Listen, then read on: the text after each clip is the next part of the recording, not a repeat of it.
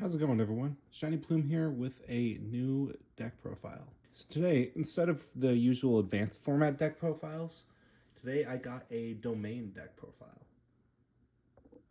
So, and since this is not a advanced format deck profile, I'm not gonna do a usual deck profile. I'm not gonna go through card by card what every single one does, how many copies I'm playing, because in domain format, it's a singleton format, first of all, and there's 60 cards, and there's a lot to get to with it. So instead, we're going to structure this a little bit differently. I'm going to be talking about the deck master, and then I'm going to be talking about um, what the deck tries to do, some brief combos, and and then some pet cards in the deck, as well as some techs. So let's get into the deck master, and then after we get into the deck master, I'm going to shift it over to online so you guys can see the full deck. So the deck master for this deck is Ragnaraika Evil Seed. So this is a plant monster, level 1 earth monster, with the effect that you can special summon it by sending a plant, insect, or reptile from your hand to the graveyard. And then when it's normal special summoned, you can add 2 Ragnaraka cards to your hand and then banish 1 card from your hand. So if you're not familiar with domain format, essentially this deck master is in a separate zone, not in your hand, and you can special summon it using its inherent summon effect, in this case the effect to send a plant, insect, or reptile from your hand to the grave. And it determines what monsters you can play in the deck. So for example, this is a Ragnaraika monster, so I can play Ragnaraikas in the deck. This is an Earth monster, so I can play Earth monsters in the deck. And then the text box mentions plant, insect, and reptile. So I have access to plants, insects, and reptiles in this deck. So because of that, one of the strategies I went with this deck is to play some of my favorite plant cards in the game. These usually consist of the plant princesses. And we'll get into that when we get into the actual deck. So let's head on over online. And here we are with the deck on Yu-Gi-Oh! Omega. I just figured with a deck profile like this, it would be easier for you to see every single card in the deck because I'm not going to go through every single card in the deck. Just kind of brushing over some of the strategy, the combos, the tech cards, and some of the pet cards in the deck. So let's get into it. So the main strategy, as I was alluding to, revolves around the plant princesses. The plant princesses are some of my favorite monsters in all of Yu-Gi-Oh! So if you don't know what they consist of Titania, Princess of Camellias, Talia, Princess of Cherry Blossoms, Marinia, Princess of Sunflowers, and Shirobime, Princess of Autumn Leaves. These 4 monsters are just really fun level 8 plant monsters that I've enjoyed playing with for years. And if you've watched some of my other videos, you know that a lot of my builds still contain Titanial Princess Camellias. This is all an homage to the first deck I ever built in Yu-Gi-Oh!, which was Plant Princess Turbo. It involved a lot of Rika monsters, Aroma monsters, and just trying to get these 4 monsters onto the field as quickly as possible. It was really fun, really, really stupid, and it wasn't very powerful, but it was a lot of fun to play. So the main thing is that when you have Titania on the field, if anyone tries to target something on the field, you can choose to play monster, negate the activation, destroy it. If you played Yu-Gi-Oh before in like 2008, you know this card. Then Talia makes it so that other plant monsters can be destroyed by card effects.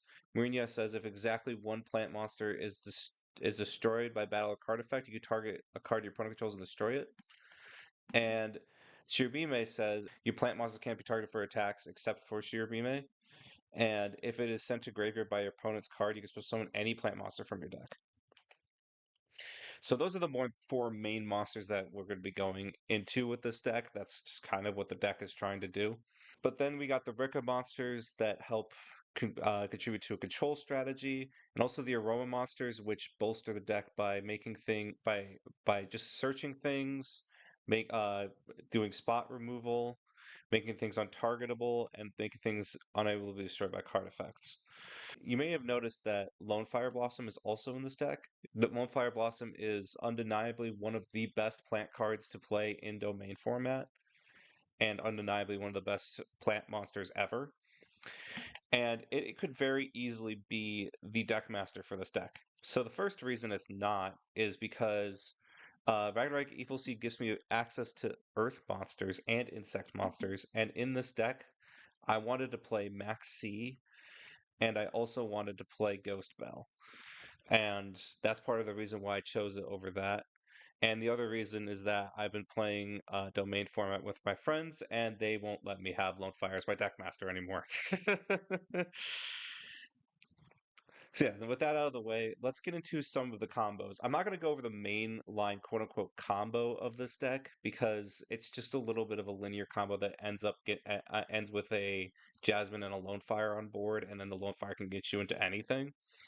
So instead, we're going to talk about some of the little niche combos that come up in domain format quite a lot when you're playing this deck. The first one, and personally one that I really like a lot, was a big part of my combo with my original Plant Princess deck, was Perialis, Empress of Blossoms, and Fairy Archer Inganar. So Perialis says that during the main phase you can special summon a level 5 or higher plant monster from your hand or grave in defensive position. And Fairy Archer Inganar says when it's special summoned by the effect of a plant monster, you can target a level 6 or higher plant monster graveyard special summon in defensive position, and then you'll lock to the plants for the turn. So a lot of the recursion combo is Perialis plus Fairy Archer Inganar into any high level plant monster. And that was part of a big part of the recursion engine that I really enjoyed in the original Plant Princess build I made so many years ago. Now, for one of the really funny ones, but also one of my favorite ones in this deck, is Cucumber Horse plus Mardell Generator Boss of Light. So Cucumber Horse says if it's if it's in the monster zone, it has to be sent to graveyard unless it's the battle phase.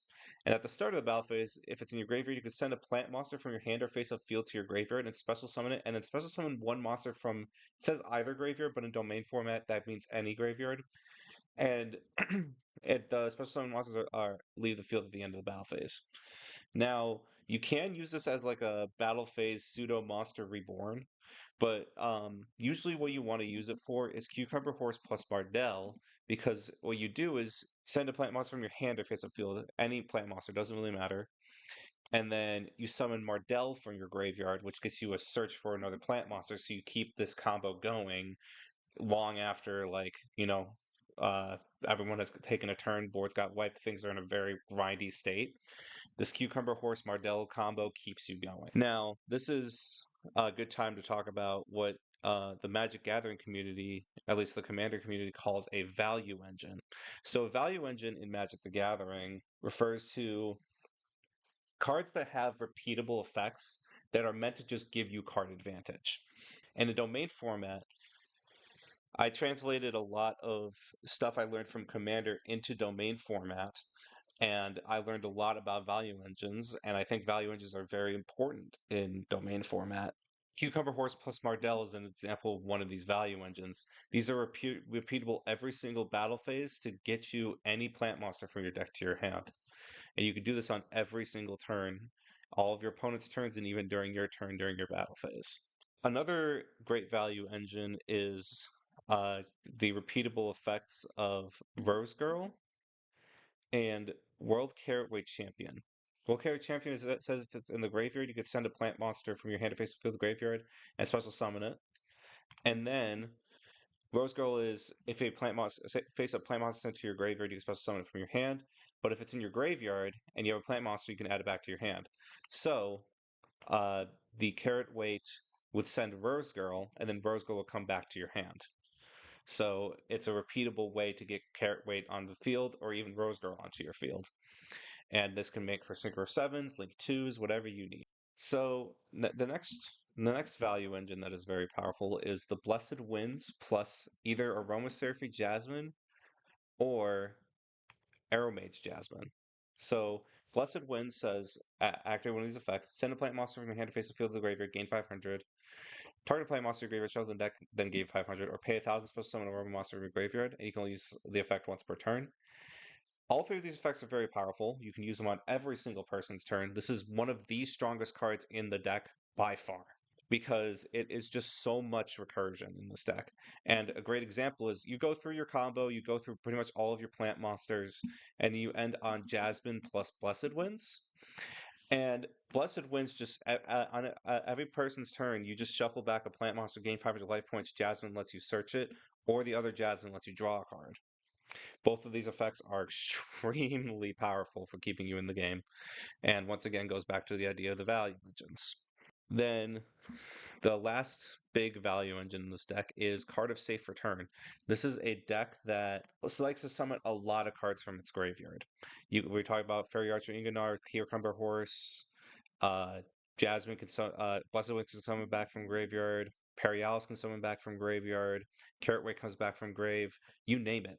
There's a lot of cards in this deck that come back from the graveyard. Card of Safe Return makes sure you don't lose any card advantage because every single time you summon something from your graveyard, you draw a card. Now, well, you can draw a card. It's not going to deck you out. It is a optional ability. And then, of course, we also have cards like Pot of Avarice and Jar of Avarice to reset some of the value engines. Now, that's it for the like combos and value engine in this deck. Let's get into some tech cards that I play in this deck. So, some of the techs I play, because Blown Fire can get you practically any plant monster you want. Naturia Rose Whip. This is just one of my favorite cards to play. Your opponent can only activate one spell trap card each turn. This can really slow the game down for a lot of people, so it helps you stall a little bit so you can get your combos and stuff. Then we also have Cosmic Tree Irmistil and Child's Play, and both of these kind of have similar effects. Each time your opponent special summons a monster face up, you gain life points. This one says you gain life points equal to attack, and this one says you gain 300 life points. And your monsters can be started battle if you have 10,000 more life points. It's very fun. This deck loves to gain life points, so and also you also have to pay life points to summon your deck master beyond the first time. So being able to be ahead in life points the entire game makes this deck very, very powerful. The second reason is for the second effects of the Roma monsters, making them untargetable, indestructible, unable destroyed by battle, things like that. You really want to be ahead in life points in this deck because it just makes your life a lot easier.